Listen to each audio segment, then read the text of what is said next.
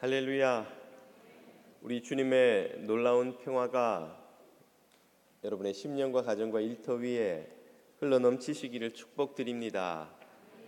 오늘 찬양이 날씨랑 너무 잘 어울리는 것 같아요. 그렇죠? 예. 오늘은 이렇게 한번 축복하면 어떨까요? 벚꽃처럼 예쁘십니다. 이렇게 앞뒤 좌우에 있는 분들에게 인사를 좀 해주십시오.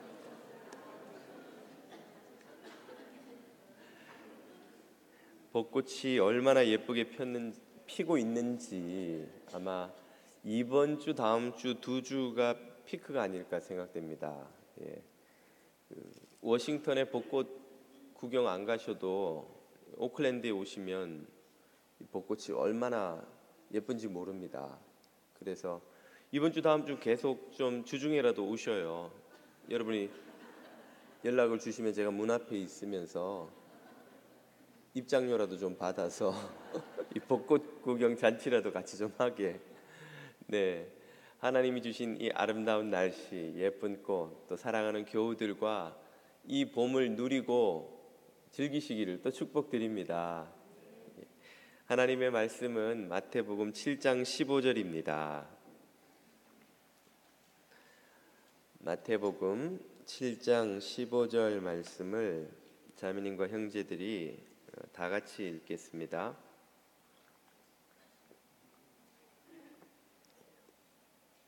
읽습니다. 거짓 선지자들을 삼가라. 양의 옷을 입고 너희에게 오나 속에는 노략질하는 일이라. 아멘.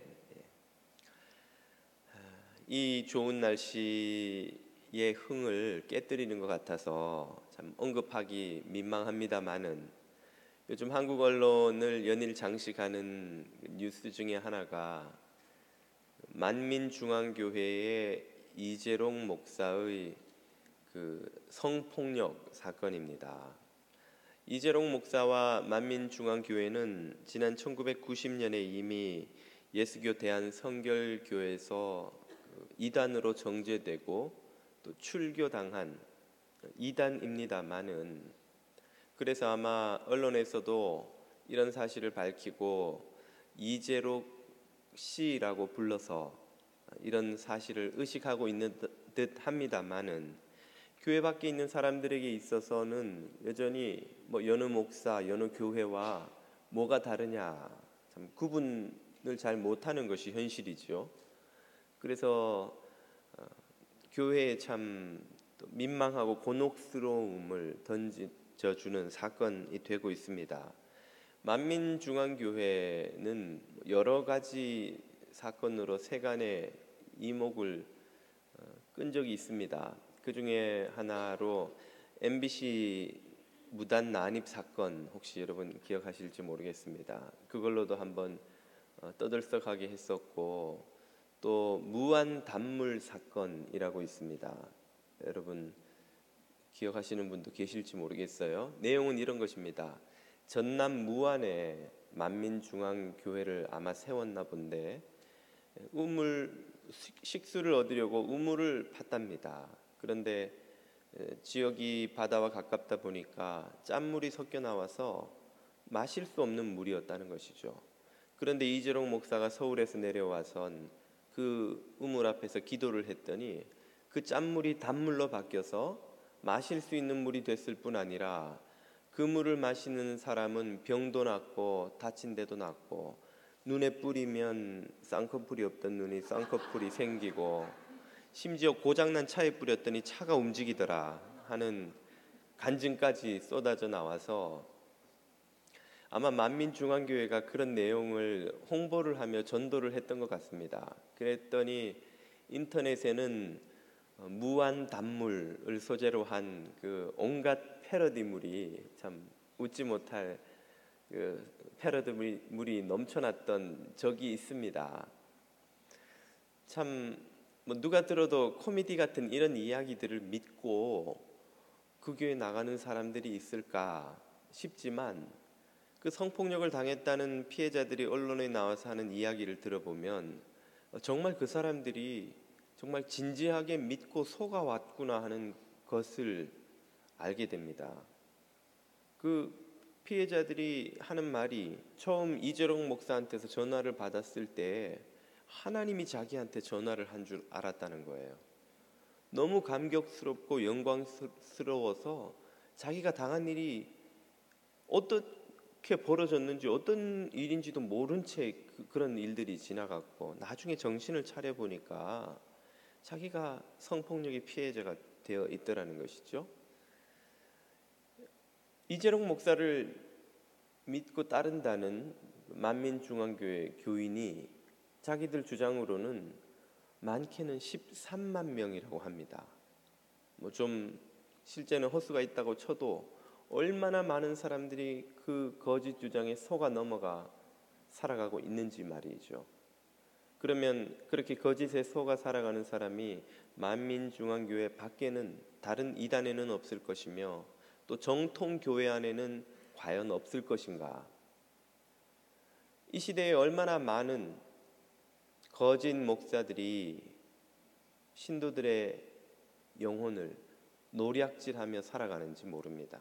아마 그래서 예수님께서 이렇게 오늘 본문에서 경고하신 게 아닌가 생각됩니다. 15절이죠. 거짓 선지자들을 삼가라, 조심하라 이 말이에요. 그들은 양의 옷을 입고 너희에게 나오나 속에는 노략질하는 일이라. 양의 탈을 쓴 늑대가 그들이다. 그리고 그들의 노략질은 그때도 그렇고 지금도 그렇고 계속되고 있다는 말이죠.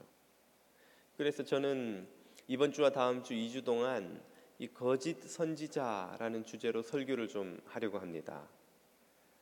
목사님, 저는 이단 종파에도 안 갈 거고 교회도 안 바꾸고 우리 교회 계속 다닐 거니까 목사님만 잘하시면 돼요 라고 생각하시는 분들이 계실지도 모르겠습니다만은 그게 또 그렇지가 않습니다. 저도 요즘 워낙 좋은 시대를 살기 때문에 훌륭한 목사님들의 설교, 책 혹은 강연을 통해서 많은 걸 배웁니다. 여러분들도 적지 않은 그 기독교적 메시지를 교회 밖에서도 접하시리라고 생각되는데요. 당연히 기독교 서적, 인터넷을 통한 설교, 사람들이 건네주는 CD, 친구가 초청한 어느 집회, 무슨 유명한 강사의 세미나 이런 데 여러분 들릴 일이 되게 많으시잖아요. 저는 여러분이 좋은 소스를 통해서 많은 메시지들을 듣고 많이 배우시기를 바랍니다. 김도환 목사가 줄 수 없는 많은 좋은 메시지들이 세상에 있고 또 좋은 채널들이 있으니까 그것을 활용하지 않을 이유가 전혀 없어요. 그런데 중요한 것은 그러할 때에 그것이 그것이 진짜인지 가짜인지를 분별해낼 수 있는 분별력이 필요하다는 것입니다. 그냥 기독교라는 타이틀을 달았고 목사라는 이름으로 나온다고 해서 무조건 그 가르침을 다 믿고 듣고 쫓아가면 우리들의 믿음이 온갖 오염된 정크푸드, 영혼의 정크푸드로 뒤섞여버린 병든 것이 되고야 말기 때문인 것이죠. 이 분별력은 지뢰밭을 통과하는 사람에게 손에 들린 금속 탐지기와도 같은 것입니다.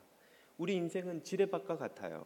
아무리 조심해도 언젠가 나도 모르게 지뢰를 밟고 인생에 예기치도 않고 원치도 않았던 고난을 마주할 수밖에 없습니다. 또 우리가 이런 메시지들을 들을 때도 다 좋은 것 같지만 사실은 그 중에 우리들의 영혼을 병들게 하고 좀먹는 거짓 메시지가 있고 또 거짓 메시지를 퍼뜨리는 거짓 목사들이 있기 마련인 것입니다. 그러므로 금속 탐지기를 들고 신중하게 정말 목숨이 달린 문제니까 그 지뢰밭을 지나는 군인들처럼 우리들도 분별력을 가지고 이 시대의 홍수처럼 쏟아져 나오는 온갖 채널을 통한 이 메시지들을 옥석을 가려서 진짜와 가짜를 가려서 분별해서 들을 수 있지 않으면 안 된다는 것이죠. 거짓 선지자들과 거짓 선지자들이 전하는 메시지는 어떤 것들일까요? 거짓 선지자를 분별해내는 기준이 여러 가지가 있습니다. 그 중에서 제일 중요한 것 한 가지를 오늘 저와 여러분이 나누기를 원하는데요.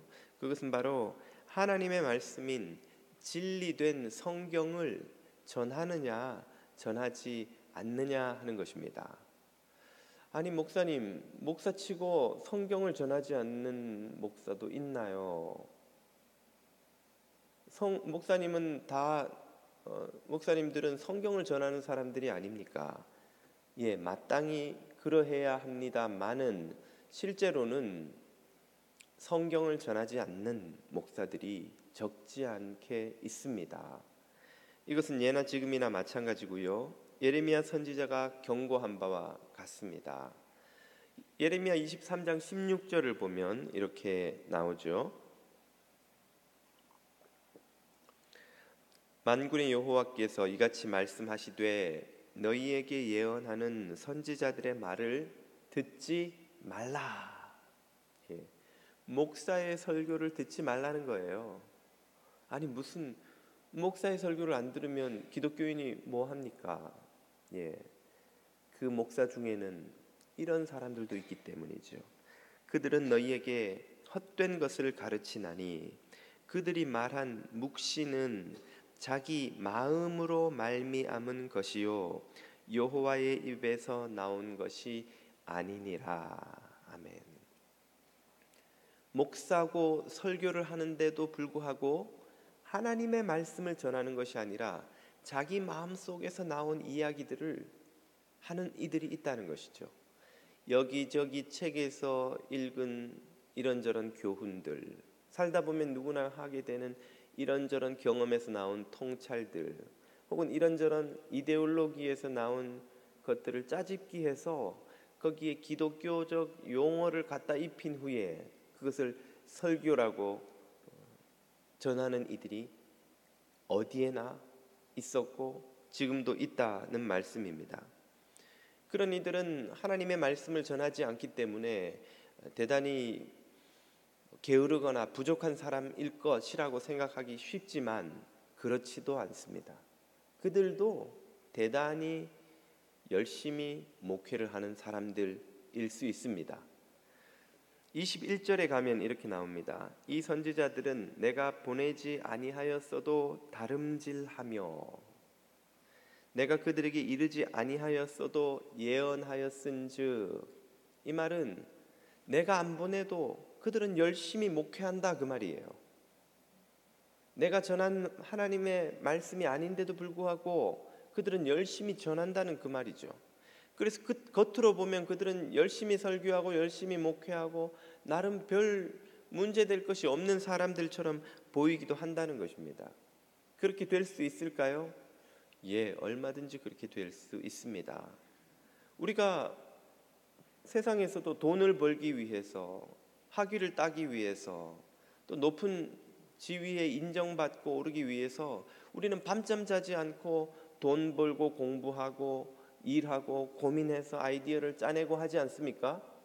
마치 비즈니스를 열심히 하듯이 교회 목회도 열심히 할 수 있다는 거예요.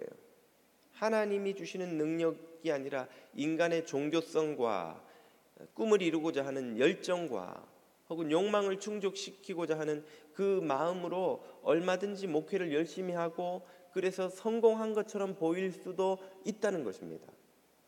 그러므로 우리가 참된 목사와 참된 메시지를 분별해내기 위해서 조심해야 할 것은 세상에 보이는 것들에 현혹되지 말아야 한다는 것이죠. 세상 사람들은 사람을 어떻게 평가합니까? 규모, 크기, 그들이 가진 부로 평가하죠. 교회에서도 교회가 얼마나 크냐, 목사가 얼마나 유명하냐, 혹은 학력이 얼마나 높으냐, 경력이 얼마나 많으냐, 얼마나 화려한 언변을 가지고 있고 인기가 있느냐로 목사의 목회 성공을 판단하는 예가 얼마나 많은지요. 큰 교회라는 말도 있고 큰 목사라는 말도 있더군요.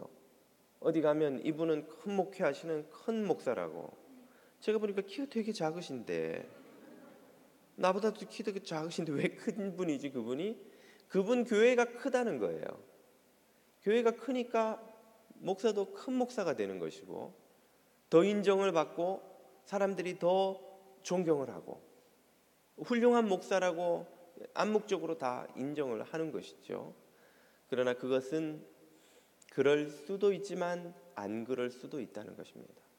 세상에서 사람을 평가하는 그 모든 기준들이 틀릴 때가 얼마나 많은지요. 그리고 하나님의 인정과 사람들의 인정이 다를 때가 얼마나 많은지요. 이것은 사무엘이 다윗에게 기름 부으러 갔을 때의 사건을 통해 우리에게 가르쳐 주신 바가 있죠. 하나님의 명을 받은 사무엘이 이세 아들들 중에 주님이 택한 사람에게 기름을 부으려고 갔는데 이세가 그 이세 아들을 좀 보자고 했더니 이세가 내놓은 그 7명의 아들들을 보니까 하나같이 잘생기고 키도 크고 재능도 있고 뛰어난 자질을 가진 젊은이들로 보이더라는 거예요. 그래서 사무엘이 볼 때마다 번번이 이 젊은이 이겠거니 하고는 기름을 부으려고 했는데 그때마다 주님이 막으셨다는 거예요. 7명의 그 잘난 젊은이들이 다 지나갔는데 사무엘이 이새에게 다른 아들은 없습니까? 고 했더니 이새가 그제서 막내 아들이 들에서 양을 치고 있긴 한데 그 꼬마 녀석이 뭐 이렇게 중요한 인물이 되겠습니까? 아니 데리고 와 보시오. 그래서 그제서야 이새가 막내 8째 다윗을 부르러 보냅니다. 그 말은 아버지조차도 다윗을 그렇게 내세울 만한 중요한 인물로 여기지 않았다는 거예요. 아버지에게조차도 인정받지 못하는 아들이 지금 오고 있는 것이죠. 그러고 보니까 진리를 그렇게 무시할 게 아니군요.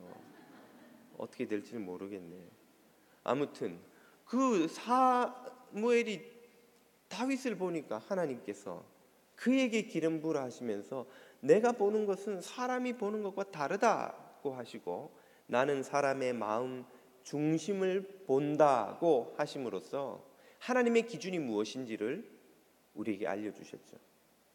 구약의 선지자들 중에 제대로 그 시대에 대접받고 인정받은 선지자들은 몇 없습니다. 대부분은 핍박받고 멸시받고 세상의 기준으로 보면 실패한 이들이에요. 그런데 우리는 그들의 책을 읽고 있는 것이죠. 그 시대에 성공한 선지자들은 우리는 이름도 모르고 그들의 글도 읽지 않습니다. 하나님께서 인정하시는 이들은 세상의 인정과 다르다는 것을 우리가 깨달아야 하는 것이죠. 겉으로 보이는 화려한 외적 조건을 보고 목사의 진위를 판단해서는 안 된다는 것입니다. 그 거짓 목사들이 전하는 메시지는 어떤 것들입니까? 역시 예레미야 23장 17절에 보면 이렇게 나옵니다. 항상 그들이 나를 멸시하는 이들에게 이르기를. 여기서 우리는 거짓 목사들의 메시지를 듣기 좋아하는 이들이 누군지를 알게 되죠. 그들은 곧 여호와를 멸시하는 자들입니다. 이것은 하나님을 두려워하지 않는다는 거예요. 하나님을 두려워하는 마음이 없는 사람들이 거짓 목사들의 말에 쉽게 속아 넘어갑니다. 그들은 너희가 평안하리라 여호와의 말씀이니라 하며 또 자기 마음에 강팍한 대로 행하는 모든 사람에게 이르기를. 이 말은 자기 고집대로 사는 사람들을 말하는 거예요. 자기 고집을 꺾지 않고 사는 사람들이 거짓 목사의 말을 듣기 좋아한다는 것이죠. 그들은 이르기를 재앙이 너희에게 임하지 아니하리라 하였느니라. 거짓 선지자들이 가장 잘 전하기 좋아하는 메시지가 바로 이것입니다. 평안할 거야. 아무 일 없을 거야. 다 잘 될 거야. 그래서 잘 되는 나. 그 다음 책은 더 잘 되는 나. 인 이유가 이것입니다. 거기에는 목사가 전하는 책이고 기독교의 메시지이며 하나님의 축복의 길이 나오는데 어떤 죄의 문제도 회개의 요구도 어떤 겸손의 요구도 없어요. 하나님은 무조건 여러분을 사랑하시고 무조건 용서하시고 무슨 짓을 해도 다 용납하시고 어떤 상황에서도 축복을 하시고 다 잘 됩니다. 더 잘 됩니다. 소위 미국식 복음주의로 일컬어지는 미국에서 부흥하여서 미국 교회 영향 아래 성장한 한국 교회에서도 아주 보편화되어 있는 이 축복의 복음, 회개 없는 구원, 순종 없는 형통, 겸손 없는 평안을 가르치는 이 거짓 복음이 교회 안에 가득히 퍼져 있다는 거예요. 사랑하는 자여 내 영혼이 잘됨 같이 내가 강건하고 범사에 형통하기를 내가 축복하노라. 예수 믿으면 영혼 구원받고 육신의 병이 낫고 부자 되고 다 잘 되고, 삼박자 복음으로 하나님은 무조건 우리에게 다 채워주신다는 거예요. 순복음교회가 시작한 이 삼박자 복음을 비판하던 기성교단들이 순복음교회의 엄청난 성장을 보고는 욕하던 그 메시지를 다 이름만 바꿔서 카피에다가 전하기 시작했습니다. 그리고 그렇게 성공한 교회들을 본따서 젊은 신학생들이 세미나에 가서 그들의 메시지, 그들의 목회하는 방식을 보고 배우면서 이렇게 해야 교회가 성장한다는 걸 보고 배우며 자라죠. 저 역시 신학교 때 그런 세미나에 많이 쫓아가 보고 가서 보고 이게 목회구나 하고 배웠던 적이 기억이 있습니다. 사람들이 거기에 구름처럼 몰리는 거예요. 기독교 서점의 베스트셀러 1위, 2위, 잘 되는 나, 더 잘 되는 나. 미국 서점이나 한국 서점이나 똑같습니다. 뭘 말해주나요? 교인들이 그만큼 잘 된다는 이야기를 듣고 싶어 하는 거예요. 그만큼 잘 된다는 이 이야기가 귀에 너무나 달콤하고 솔깃하게 들리는 거예요. 거기에는 참되고 철저한 회개도, 모든 의지를 하나님 앞에 굴복하는 겸손과 순종도 없이 그저 잘 된다는 거예요. 교회 나와서 헌금하고 봉사도 하고 그렇게 적당한 기독교적인 교양을 갖춘 신앙인으로 살다 보면 하나님이 다 잘되게 하시고 죽어서는 천국까지 데려다 주시고, 이건 세상에 이런 로또가 어디 있습니까? 이것이야말로 거짓 목사들이 전하는 메시지의 핵심이죠. 왜 이런 거짓 목사들이 출현하는 것일까요? 왜 그런 거짓 목사들을 따르는 수많은 신도들이 생기는 것일까요? 열왕기상 22장에 보면 그 이유가 좀 나옵니다. 아직 안 띄우셔도 되겠습니다. 북왕국의 아합 왕과 남왕국의 여호사밧 왕이 연합해서 아람과 전쟁을 치르게 되었습니다. 관례를 따라서 전투에 나가기 전에 선지자들을 불러서 하나님의 음성을 듣자고 여호사밧이 권하자 아합 왕이 400명의 선지자들을 불러옵니다. 그들은 왕에게 월급을 받는 왕궁 선지자들, 좀 노골적으로 말하자면 어용 선지자들이죠. 그들은 모여서 하나같이 뿔을 들이대며 하나님께서 이 소가 뿔로 적을 들이받는 것처럼 왕을 축복하셔서 왕이 아람군을 물리치고 오실 겁니다 라고 이구동성으로 왕을 축복하죠. 아합 왕은 기분이 좋아하지만 여호사밧 왕은 뭔가 좀 깨림직해서 혹시 왕이여 이들 말고 다른 선지자는 없습니까? 그러자 아합이 말하기를 내가 미호에서 이름도 미가야라고 부르는 선지자가 하나 있는데 하는 소리마다 기분 나쁜 말만 해서 아예 부르지도 않습니다. 왕이여 그러지 마시고 그런 이들의 말도 들어봐야 됩니다 해서 사신을 보내서 미가야를 불러오게 합니다. 그 장면이 13절에 이렇게 나오죠. 미가야를 부르러 간 사신이 일러 이르되 선지자들의 말이 하나같이 왕에게 길하게 하니 청하건대 당신의 말도 그들 중에 한 사람의 말처럼 길하게 하소서. 400명의 선지자들, 왕궁 선지자들이 무엇을 말했는지가 여기에 드러나죠. 그들은 하나님의 말씀을 전한 것이 아니라 왕이 듣고 싶었던 말을 전해준 거예요. 아하방이 듣고 싶었던 말, 이 시대 그리스도인들이 듣고 싶어하는 말, 잘 된다는 말을 전해준 거예요. 하나님과 아무 상관이 없는 말을, 왕의 기분을 맞춰주기 위해서, 왕의 비위를 거스르지 않기 위해서 전해준 것이죠. 그리고 그것을 똑같이 미가야에게도 요구하는 것입니다. 미가야, 당신이 겪은 일을 생각해보고 오늘만 눈 질끈 감고 왕의 비위를 건들지 마십시오. 거스르지 마세요. 듣고 싶은 말 해주고 왕도 기분 좋고 당신도 편안하게 떡 얻어가지고 고기 얻어가지고 돌아가시오 하는 요구입니다. 바로 이 지점이 목사가 타락하기 시작하는 곳이죠. 저는 생각하기를 처음부터 교인 등쳐먹는 목사가 되리라고 작정하는 목사는 혹시 있을지 모르겠습니다만 거의 없다고 생각을 합니다. 그런데 목회하는 시점 어디에선가부터 조금씩 변질되기 시작하는 것이죠. 그리고 그 지점이 바로 이곳입니다. 바로 교인들이 듣고 싶어하는 말, 그들의 비위를 거스르지 않고 그들이 기분 좋아하는 말, 교인들의 기분을 맞춰주기로 목사가 생각하고 그 압력에 굴복하는 순간부터 목사는 타락하는 것입니다. 아이고, 이런 말을 하면은 교인들이 기분 나빠하겠지.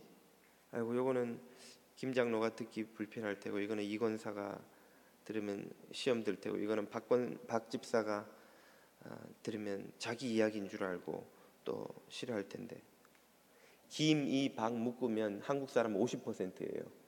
그래서 그냥 갖다 붙인 겁니다.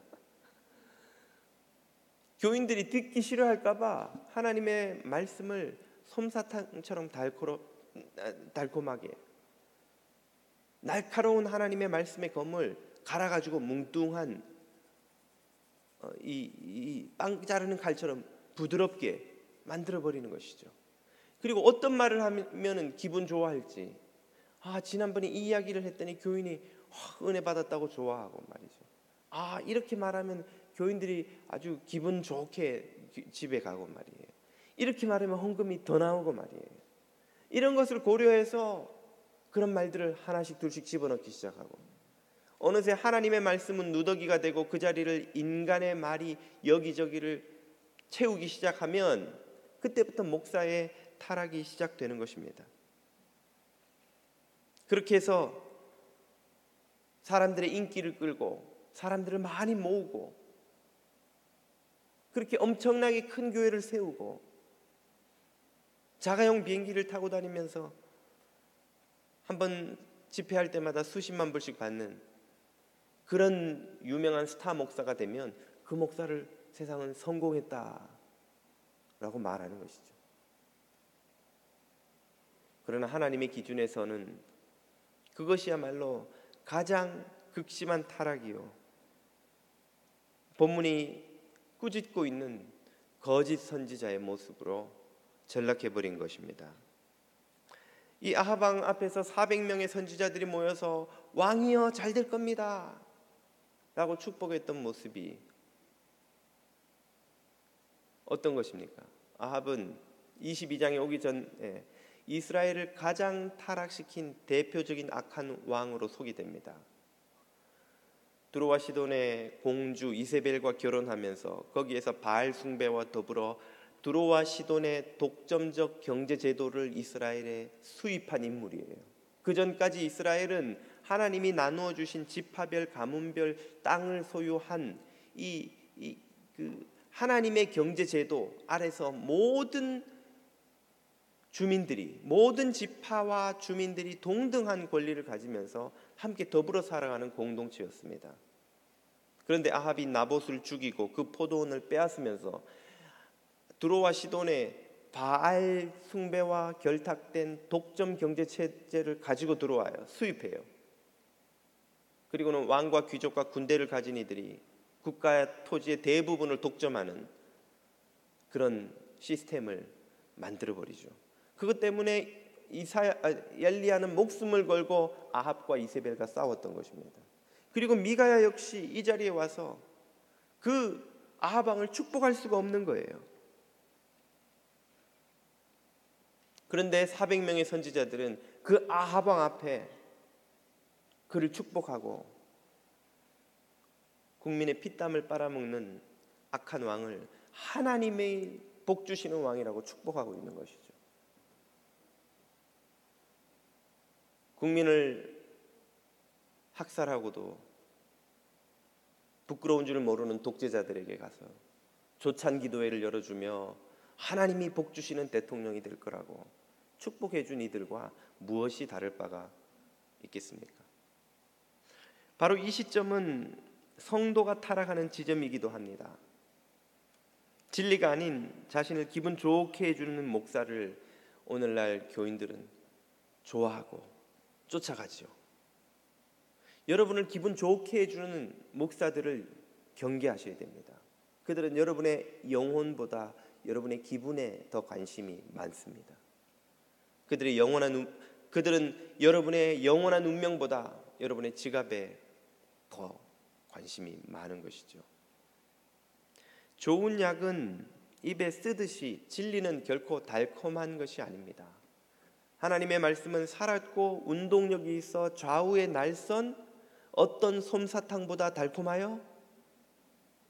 아니요, 어떤 검보다 예리하여 관절과 골수와 영과 혼과 및 관절과 골수를 찔러 쪼개기까지 하는데 안 아프고 기분 좋은 사람이 어디 있습니까? 칼이 여러분의 몸을 수술하고 있는데 기분 좋고 불편하지 않고 긴장되지 않는 사람이 어디 있나요? 하나님의 말씀은 우리를 긴장시키는 거예요. 하나님의 말씀은 우리의 마음을 불편하게 만드는 것입니다. 여러분, 쌍꺼풀 수술 하나만 해도 얼마나 긴장하세요? 금방 끝나요. 30분도 안 걸려요. 그리고 들어가는데도 여러분 긴장이 되시잖아요. 그렇지 않으셨던가요? 하물며 수술 때에 들어가는데 긴장하지 않고 두려워하지 않고 마음이 떨리지 않는 사람이 있나요? 진리를 정말로 마주하면 우리는 마음이 불편합니다. 마음이 눌리는 거예요. 그 진리는 우리가 참된 회개에 완전한 순종, 철저한 겸손에 이를 때까지 우리를 벼랑 끝으로 몰아붙여서 우리의 마음을 쉬지 못하게 만드는 것입니다. 그것이 진짜 진리예요. 여러분, 진리를 듣는데도, 진리의 말씀을 선포하는 목사를, 김도환 목사가 설교를 하는데도 여러분의 마음이 늘 평안하고 아무런 불편함이 없다면 둘 중에 하나입니다. 우리가 이미 예수님처럼 완전히 성화되어서 어떤 죄와 악도 우리 마음에 남아있지 않든지, 아니면 그 진리를 듣는 귀를 닫아버려서 더 이상 그 진리와 마주하는 일이 없든지, 혹시 아니면 목사가 진리를 제대로 선포하고 있지 않든지, 아니면 둘 다이든지, 진리는 우리를 정말 불편하게 만들어요. 우리들의 이 일상이 주님을 닮은 거룩한 것이 되지 못했다는 사실을, 주님의 이 가르침과 우리들의 삶이 얼마나 넘을 수 없는 깊은 간극을 가지고 있는지, 주님의 가르침에 비하자면 나의 부부 생활이, 나의 결혼 생활이, 나의 직장 생활이, 나의 교우들과의 관계가, 나의 경제 생활이, 나의 다른 모든 삶의 분야들이 얼마나 말씀과 거리가 있는지, 주님이 얼마나 우리들의 그 모순과 부조리를 꾸짖고 계시는지를 진리를 마주하면 깨닫게 되고, 그 진리의 말씀 앞에서 우리의 마음은 제대로 쉴 수가 없게 돼요. 그런데 우리가 진리의 말씀을 듣는데도 마음에 아무런 불편도 없고 평안하고 달콤하기만 하다면 어느 것이 문제일까요? 우리가 정말 주님을 닮은 수준으로 완전히 성화된 것입니까? 아니면 주님의 말씀을 흘려듣고 외면하고 제대로 전하지 않고 있기 때문인 것일까요? 미가야는 그 압력이 굴복하지 않겠다고 이렇게 답합니다. 14절을 보십시오. 미가야가 이르되 여호와의 살아계심을 두고 맹세하노니 여호와께서 내게 말씀하시는 것 곧 그것을 내가 말하리라 하고. 이것이 참 목사의 표지 증거입니다. 하나님이 내게 하신 말씀을 내가 전하리라 하는 이 사명감을 잃어버린 이는 더 이상 목사가 아닌 것이죠. 예수님이 베드로에게 사명을 주시면서 요구하신 것은 딱 하나입니다. 3번이나 반복해서 내 양을 먹이라. 주님의 양을 생명의 양식인 말씀으로 먹이는 일을, 그 사명을 잃어버린 목사가 있다면, 그리고 그 사명에 충성하지 않는 목사가 있다면 거짓 목사입니다. 가짜 목사인 것이죠. 미가야는 아합 앞에 가서 아합이 전쟁에 나가면 죽게 될 것이라고 경고합니다. 하나님이 그의 수많은 악을 심판하실 것이라고 꾸짖지요. 예상대로 아합은 불같이 화를 내고는 미가야를 감옥에 가두고 전쟁터로 나갑니다. 결과는 어떻게 됩니까? 그는 미가야의 예언대로 전쟁에서도 패하고 비참하게 전쟁터에서 목숨을 잃고 말지요. 아합의 이 비참한 말로는 거짓 선지자들을 쫓아가는 이들의 마지막을 보여주는 그림이라고 할 수 있습니다. 그들은 어떤 마지막을 맞이하게 됩니까? 다시 예레미야로 돌아가서 15절을 보십시오. 그러므로 만군의 여호와 내가 선지자에 대하여 이같이 말하노라. 내가 그들에게 쑥을 먹이며 독한 물을 마시우리니. 쑥을 먹이고 독한 물을 마신다는 말은 쉽게 우리말로 하자면 사약을 준다, 심판한다 그런 뜻이에요. 왜입니까? 이는 사악이 예루살렘 선지자들로부터 나와서 온 땅에 퍼짐이라 하시니라. 사악한 것이 그들의 입에서 쏟아져 나와서 온 세상을 병들게 한다는 말이에요. 여러분, 유독 폐기물을 그냥 제대로 된 정제 과정을 거치지 않고 들판에 버리거나 묻어버리면 어떻게 됩니까? 거기서 나온 유독물질이 그 땅을 다 오염시켜서 생명이 살지 못하는, 식물도 죽어버리고 동물들도 다 병들어 죽는 죽음의 땅으로 바뀌어버리죠. 그래서 엄격한 정제 과정을 거쳐야만 폐기물은 버릴 수 있게 법으로 만들어 둔 것입니다. 그럼 폐기물들이 땅을 오염시키듯이 이 거짓 선지자들의 입에서 나온 온갖 거짓 메시지들이 사람들의 영혼을 오염시키고 병들게 한다는 말이지요. 30절 나 여호와가 말하노라. 그러므로 보라, 서로 내 말을 도적질하는 선지자들을 내가 치리라. 거짓 목사도 망하고 그들을 따라가는 이들도 망하고, 따라가는 이들은 더 크게 망할 수도 있다고 예수님도 말씀하신 적이 있습니다. 마태복음 23장 13절 화 있을진저 저주받을 것이다. 이 외식하는 서기관들과 바리새인들 종교 지도자들이여, 너희는 천국 문을 사람들 앞에서 닫고 너희도 들어가지 않고 들어가려 하는 자도 들어가지 못하게 하는도다.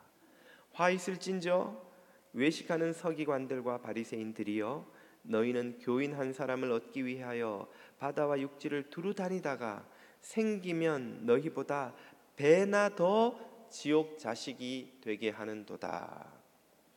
거짓 목사를 쫓아가는 이들이 심지어 배나 더 거짓의 사람, 악한 사람이 되어서 배나 더 지옥의 심판을 받게 될 수도 있다는 말입니다. 두려운 말씀이 아닐 수가 없죠. 이재록을 신인 줄 알고 쫓아가던 사람들이 겪은 이 불행한 일은 어쩌면 거짓 목사를 쫓아가는 이들이 궁극적으로 당하게 될 운명에 비하면 사소한 것일지도 모릅니다. 그것은 영원한 멸망이 될 것이기 때문이죠. 오직 진리의 말씀만을 쫓는 목사가 하나님으로부터 칭찬을 받을 것입니다. 오직 진리의 말씀만을 쫓아가는 성도들만이 생명의 나라에 들어갈 것입니다. 저는 두렵고 떨리는 마음으로 감히 조금이라도 주님에게 칭찬받는 목사가 되기를 간절히 소원합니다. 바라기는 우리 뉴저지 장로교에 속한 모든 성도들은 한 분도 남김없이 모두 생명의 나라에 들어가는 진리를 쫓는 성도들 되시기를 우리 주님 이름으로 축복드립니다. 기도드리겠습니다.